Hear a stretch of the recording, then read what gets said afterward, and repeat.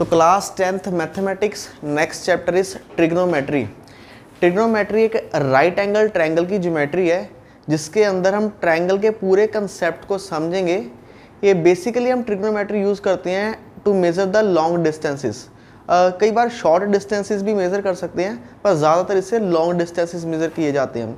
ये distances measure कैसे किए जाएंगे, अगर आपको इसके बेसिक के बारे में नॉलेज है तब आप सारे डिस्टेंसेस मेज़र कर सकेंगे।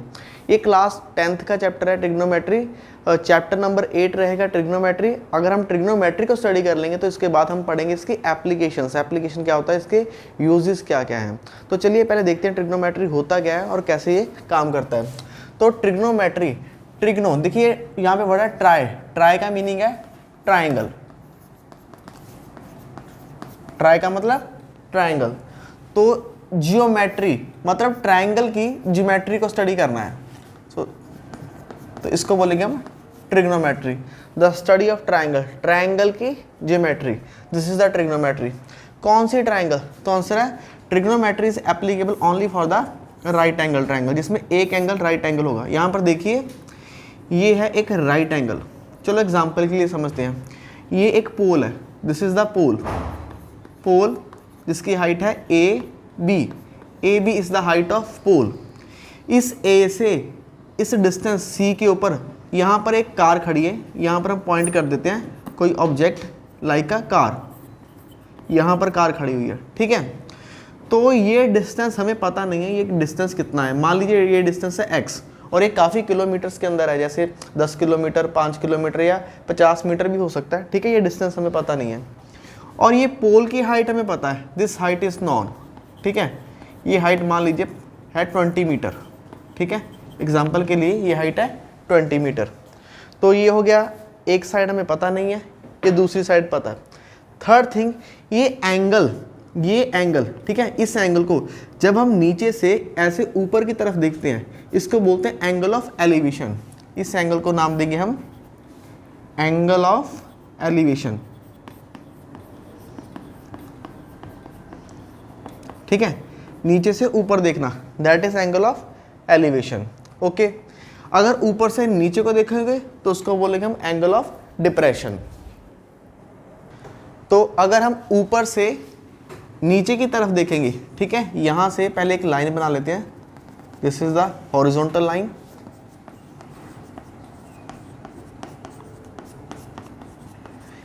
अगर यहां पर बैठ के हम नीचे को देखेंगे, ये वाला जो एंगल होगा इसको बोलेंगे एंगल ऑफ डिप्रेशन,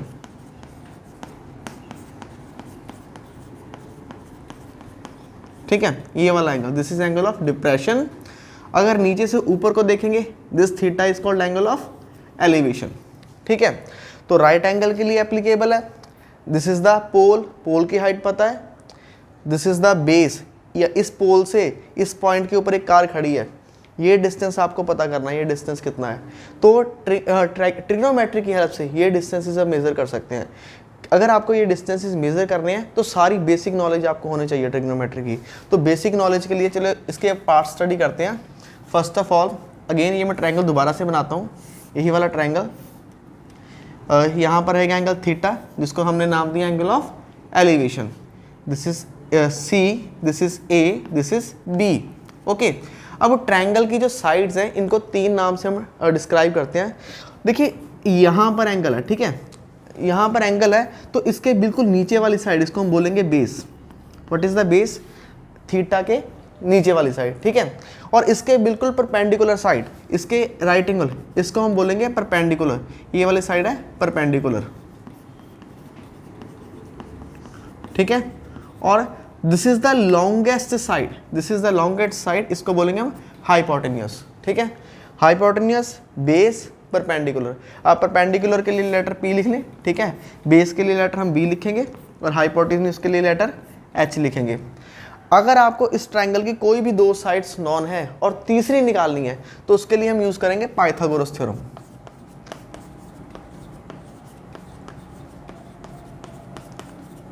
ठीक है। तो पाइथागोरस थ्योरम क्या होती है? हाइपोटेन्यूस स्क्वायर, सबसे लंबी साइड, ये वाली साइड, सबसे लंबी साइड का स्क्वायर किसके इक्वल होगा? Sum of base square plus sum of perpendicular square. This is the perpendicular. चलिए एग्जांपल लेके बात करते हैं। एग्जांपल है, मान लीजिए ये ए से सी तक का डिस्टेंस है 3 किलोमीटर या 3 मीटर, कुछ भी आप ऐसे यूनिट लगा सकते हैं। ए से बी ये हाइट है, मान लीजिए इस हाइट को मान लेते हैं 5, ठीक है, 5 मीटर या किलोमीटर जो भी हो सकता है। पोल है, पोल मीटर में ले ले, 5 किलोमीटर का पोल तो बहुत बड़ा हो जाएगा, ठीक है। तो ये हो गया 5 मीटर हाइट है और ये है 3 मीटर, दोनों मीटर के अंदर है। यहाँ पे लिख लेते हैं 3 मीटर और 5 मीटर। अब आपको ये डिस्टेंस निकालना है, मतलब अगर आप यहाँ से यहाँ जाएंगे 3 मीटर, फिर यहाँ से यहाँ जाएंगे तो कितना हो गया 8 मीटर। ये शॉर्टकट रास्ता है, हाइपोटेन्यूज, इसका मेजरमेंट चाहिए हमें। ये इसका मेजरमेंट कैसे निकालेंगे by using Pythagoras theorem. Theorem याद होगी आपको, यस और no? Yes. Okay, hypotenuse square is base square plus perpendicular square. Base कितना है इस ट्राइंगल में 3, परपेंडिकुलर कितना है 5, तो 3 का स्क्वायर हो जाएगा 9, 5 का स्क्वायर 25, तो ये कितना हो गया 34। यहाँ पर हाइपोटेन्यूज का स्क्वायर है, स्क्वायर ऑफ हाइपोटेन्यूज इज 34, तो यहाँ पर स्क्वायर उधर जाके क्या बन जाएगा स्क्वायर रूट। तो इसका स्क्वायर रूट निकाल लेंगे और इसकी पॉइंट्स में कोई ना कोई वैल्यू आ जाएगी, तो ये हो जाएगा हाइपोटेन्यूज का मेजरमेंट्स, ठीक है। तो ऐसे डिस्टेंस निकालते हैं। तो इसका मतलब ये वाला डिस्टेंस √34 मीटर आएगा। एग्जाम्पल समझ में आई?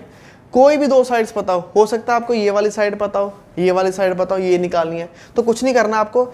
अगर हाइपोटेन्यूज गिवन दिया हुआ तो हाइपोटेन्यूज के नीचे वैल्यू पुट कर देंगे, ठीक है। बेस दिया हो तो बेस के नीचे वैल्यू पुट कर देंगे, परपेंडिकुलर निकल जाएगा। मतलब हमेशा 3 में से कोई ना कोई 2 जो साइड्स आपको गिवन होंगे और थर्ड साइड आप निकाल सकते हैं। अंडरस्टूड और नॉट? अंडरस्टूड, ठीक है। तो ये होगी एग्जाम्पल। अब इसका मतलब अब हम कहाँ तक पहुँच चुके हैं? हम पहुँच चुके हैं एक राइट एंगल ट्रायंगल, उसकी 2 साइड्स गिवन है, तीसरी साइड निकालनी हमें आ चुकी है, थर्ड साइड हमें पता लग गया कैसे निकालेंगे, ठीक है। अब क्या करना है? अब इसके एंगल्स की स्टडी करते हैं, ठीक है। अब देखिए एक आपको कंसेप्ट याद करना है, दैट इज पंडित बद्री प्रसाद हर हर बोले। रिपीट कीजिए मेरे साथ, पंडित बद्री प्रसाद हर हर बोले, ठीक है। ये क्या है? ये ट्रिग्नोमेट्री के सारे एंगल का मेजरमेंट है।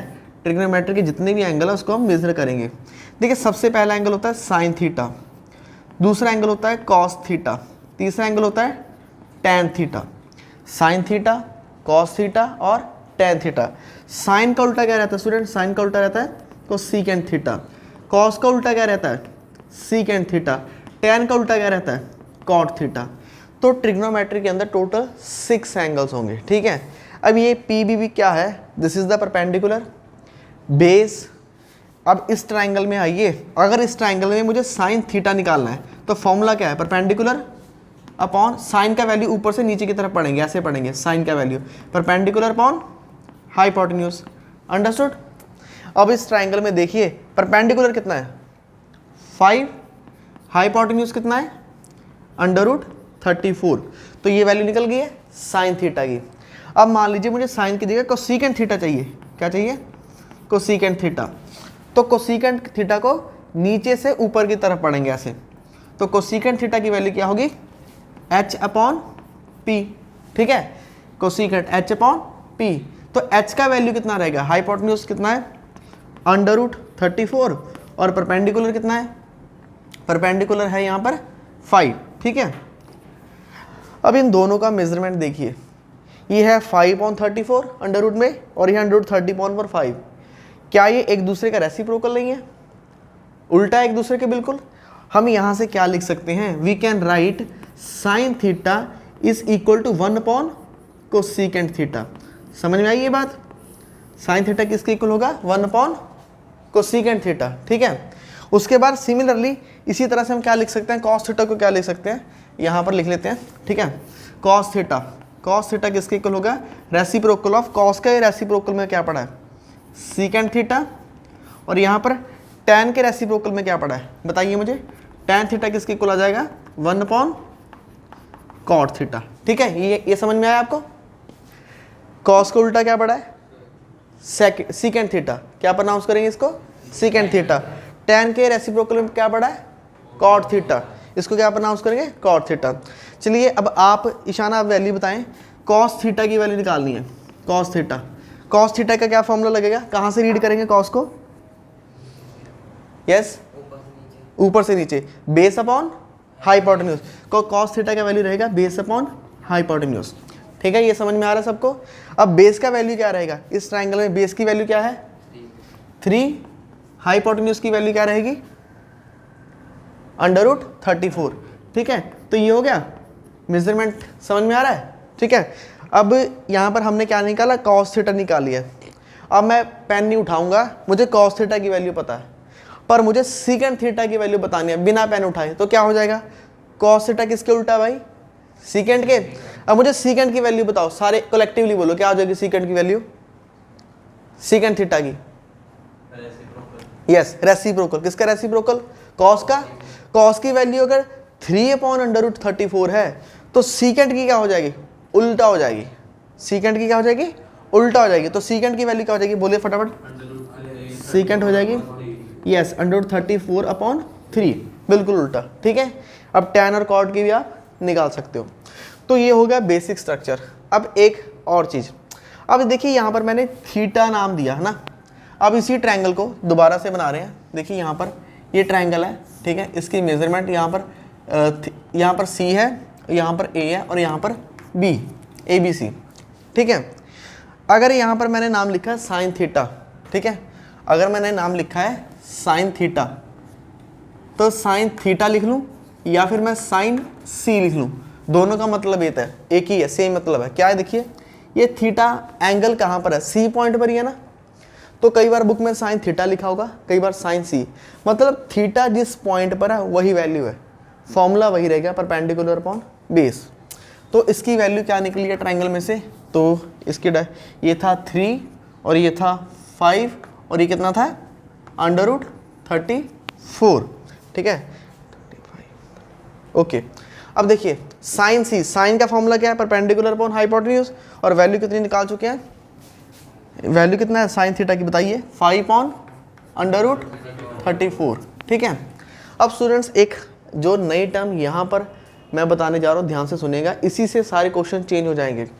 निकालूंगा मैं साइन का ही एंगल, पर अब C की जगह मैं पॉइंट ले लूँगा B। देखिए पहले मैंने क्या निकाला? साइन C, अब क्या निकाल रहा हूँ? Sine B। अब नाम चेंज हो गया। जब नाम चेंज हो जाएगा ना तो आपके परपेंडिकुलर एंड बेस बदल जाएंगे। एक ट्रायंगल में कितनी साइड्स होती हैं? 3 side, base, perpendicular and hypotenuse. Hypotenuse कभी नहीं चेंज होगा किसी भी कंडीशन के अंदर। कोई भी नाम रख दो, sine A, sine B, sine C, कोई भी नाम रख दो, हाइपोटेन्यूज कभी भी चेंज नहीं होगा। चेंज क्या होगा? बेस और परपेंडिकुलर चेंज होते रहते हैं। बेस की डेफिनेशन क्या है? बेस को समझना है। बेस की डेफिनेशन क्या है? थीटा जहाँ पर एंगल है उसके नीचे वाली साइड हमेशा बेस होती है, तो ये बेस है, उसके सामने वाली साइड परपेंडिकुलर।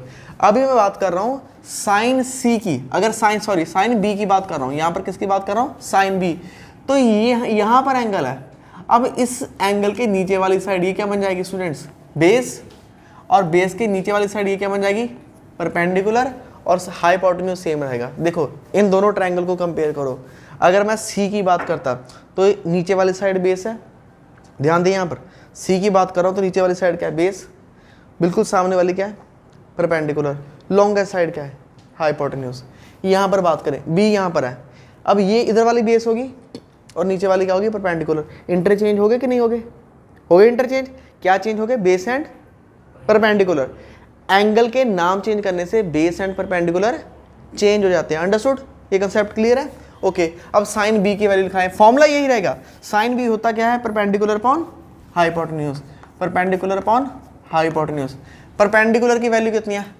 अब इस ट्रायंगल में परपेंडिकुलर बताएं, फटाफट स्पीक बोलो, क्या है परपेंडिकुलर की वैल्यू?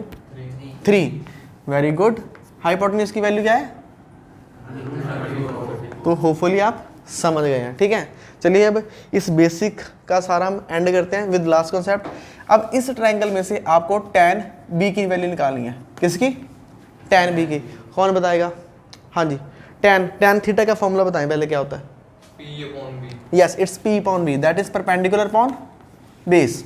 क्या है? Perpendicular upon base. अब बताएं tan B यहाँ से इस बेस के लिए, ये बेस, परपेंडिकुलर, हाइपोटेन्यूज।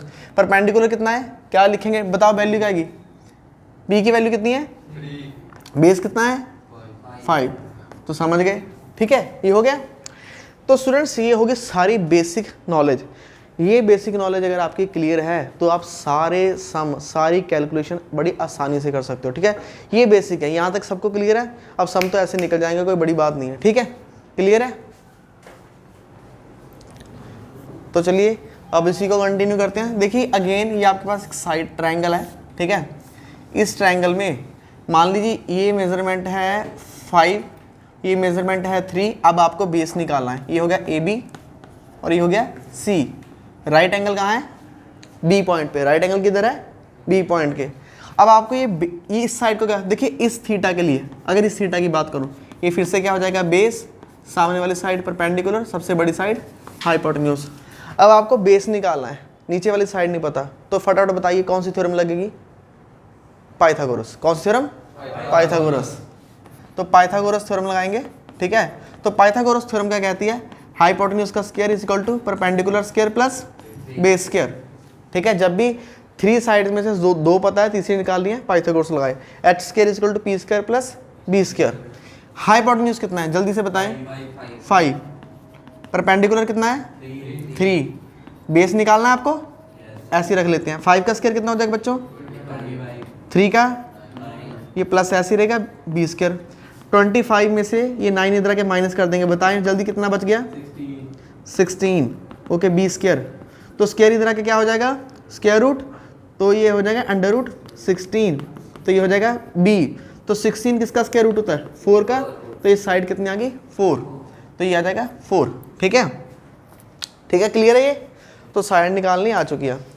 अब हम इस ट्रिग्नोमेट्री में कुछ आइडेंटिटीज यूज़ करेंगे। ठीक है, कुछ फॉर्मूले, कुछ कंसेप्ट, जिससे फटाफट ये सारा चैप्टर सॉल्व हो जाएगा। ठीक है, फर्स्ट रूल क्या है? अब हम क्या क्या जानते हैं? हम जानते हैं साइन थीटा के बारे में, कॉस थीटा के बारे में, टैन थीटा के बारे में। पंडित बद्री प्रसाद क्या बोले? हर हर बोले। ठीक है, हर हर बोले। हाँ जी Ishan ji, perpendicular upon hypotenuse sine theta. Sine का उल्टा क्या रहता है? Cosecant theta. यहाँ पर क्या आएगा? कॉस थीटा, और यहाँ पर क्या आएगा? Tan theta. कॉस का उल्टा क्या रहेगा? Secant theta. टैन का उल्टा क्या रहेगा? Cot theta.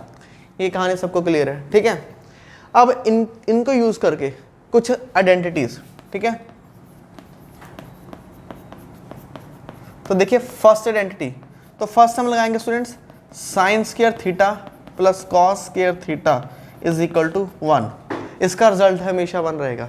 एग्जाम्पल, अब साइन की वैल्यू निकाल रहे हैं किसी भी एंगल के लिए, साइन 30, साइन 40, साइन 50। ठीक है, किसी भी एंगल के लिए अगर एंगल सेम है और उनको हम स्क्वायर करके ऐड कर रहे हैं, तो इनका रिजल्ट हमेशा क्या रहेगा? 1। क्या रहेगा?